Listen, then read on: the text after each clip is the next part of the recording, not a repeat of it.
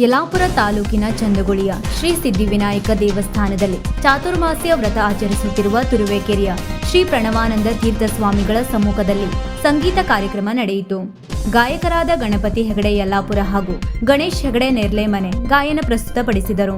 Satish Bhat ಹೆಗ್ಗಾರ್ harmonium ಹಾಗೂ ಗಣೇಶ್ ಭಾಗವತ್ ಗುಂಡ್ಕಲ್ ತಬಲಾ ಸಾಥ್ ನೀಡಿದರು. ಕಲಾವಿದರಿಗೆ ಶ್ರೀಗಳು ಶಾಲು ಹೊದಿಸಿ ಮಂತ್ರಾಕ್ಷತೆ ನೀಡಿ ಆಶೀರ್ವದಿಸಿದರು.